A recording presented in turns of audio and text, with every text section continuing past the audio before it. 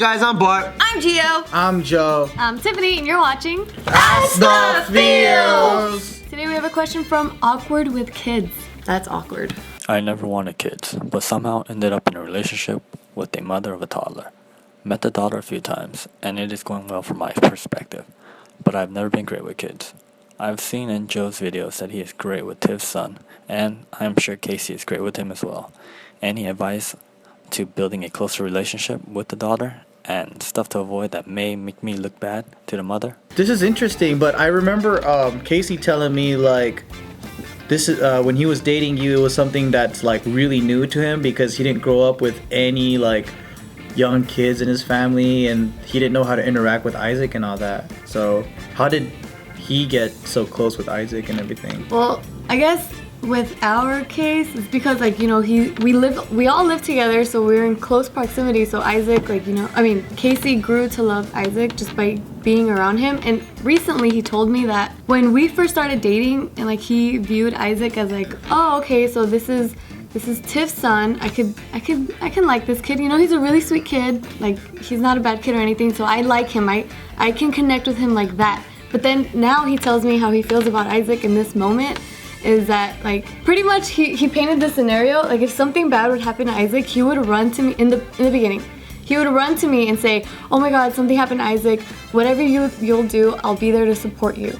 And then that's the old Casey. But he says that now what would happen is if Isaac got hurt, he'd come and he'd be like, okay, what are we gonna do to help Isaac? So now he views himself as, you know, a parent to Isaac. So how he got to that place though, it just goes But to it's like over with him. years. Like how many years has he been? 3. So yeah, years. it takes time It to takes be a in lot of close time. proximity with them. And for me, I was that generation where there were people way older and way younger than me. So when all my my brother's generation, they're like 10, 15 years older than me. When they started having kids and all that, I had till this day like non-stop babies, like non-stop just kids coming out. So I have a lot of practice with kids, and so I got to see how like they respond, and I'm a fucking kid, so like I feel like I had playmates and shit, and we would go together and play and do stupid shit. It doesn't feel like, oh, I can't connect. It's just really easy. It comes like second nature. So it's really hard to tell you how to do it, but I think the best way is to just try and play, because kids understand play.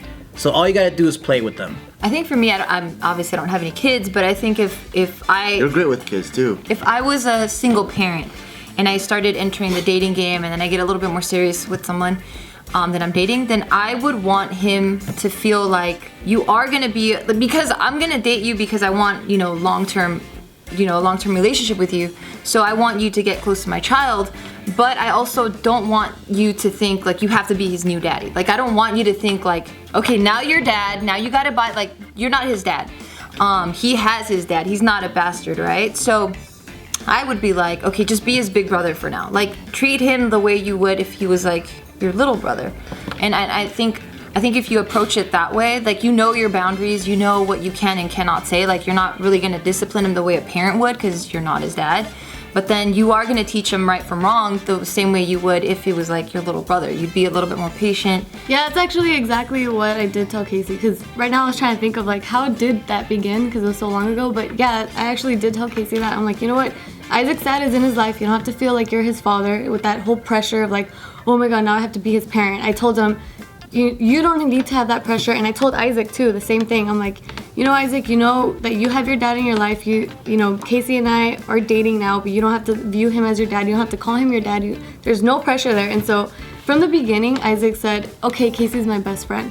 Oh, that's cute. Yeah, so then they developed a friendship. What? Joe's like, what about me? We were supposed to be best friends. It was first Casey, and then he. Oh, he ditched Casey for ditched me. Casey. Now he calls you his best friend. No, but yeah, because now I think because now he sees Casey as more of a father figure. I think so too. Yeah, so that's He's how his second it all, daddy. That's how it began. And it's because he earned it too, you know? Like I feel like when you bring a new person into the family and into the chemistry, kids they sense things from a very, very honest perspective. And it takes a mature adult and someone that has constantly provided leadership and also affection to earn the kid's trust, where the kid starts to go, oh shoot, like this guy's actually really taking care of me. They can feel that. I hope you guys enjoyed that last episode. If you guys liked the video, please make sure to guess it, like the video. Yay!